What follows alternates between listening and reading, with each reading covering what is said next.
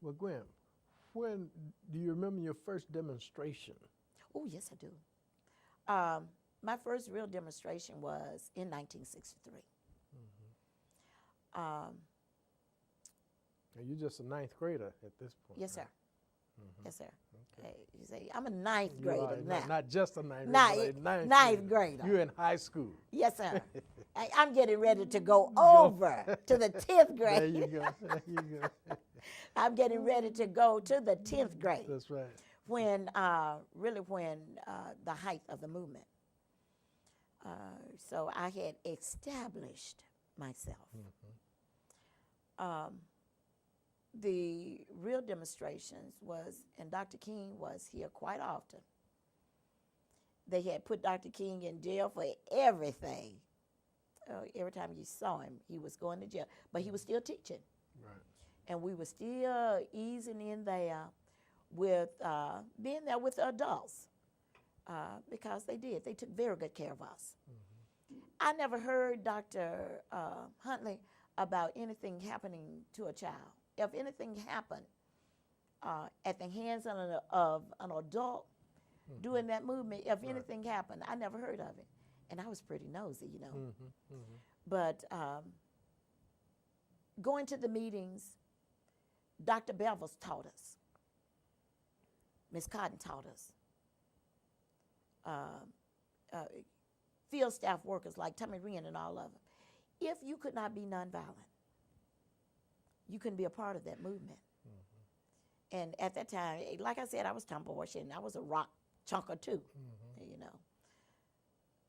But the more you listen to Bevels, especially Bevels, and when he like hit on that pulpit or on a table or wherever Bevels was, he was going to slam down on it. And when he would hit down and tell you that if you couldn't follow instructions, the movement just wasn't for you. It was a nonviolent movement. He taught you the philosophy and the children. You hung out with those that learned from the instructors. Right. You didn't have anybody else around you. If the other ones were being violent, you would separate yourself from them. Because the movement taught you the, you know how we hook up and sing "We Shall Over," the chain. Right. And that chain was taught to us in so many ways as a protective measure too. On days when the water hoses and any kind of conflict that we would face, we were to lock up together, not just to protect yourself, but to protect your fellow man, your brothers and your sisters. And those things just didn't come natural. Right. We were taught. Exactly. Everything was taught. And in the church, I never will forget when Dr. King was asking, when the movement was dead, almost. It may have been knocked down, but knocked out. Right. And Dr. King asked that, well, who can I get? Who he was pleading, and you could see the perspiration from this preacher. Who can I get to go with me? Old folks were tired. That's right. They're afraid of losing their jobs Right. and their homes. And we live not too far from A.D. King's home, from his home.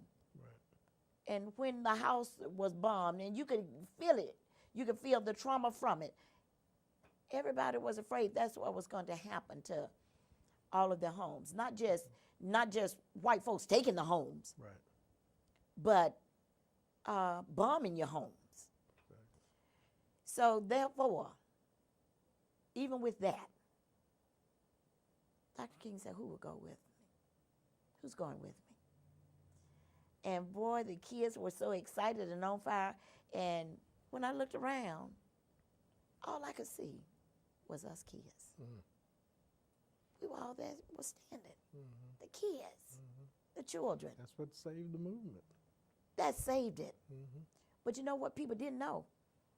That even after that scared Dr. King. And you could see it in his face. You could see it all over him. Dr. King's undertone, skin got reddish looking. He didn't know what he was going to do. They had put him in jail for everything. Right. The only other thing left would have been contributing to the delinquency of minors. That's right. And that would have taken him out of circulation forever. If they had to put him in jail for that. That's just like beheading a prophet. You don't care about children. Right. We're going to get rid of you. But Dr. King, that's when he knew he had to do something else. He had a secret weapon too. That was James Bevels. Right. He sent for him. Sent for Bevels. He didn't know exactly what Bevels was going to do, because the decision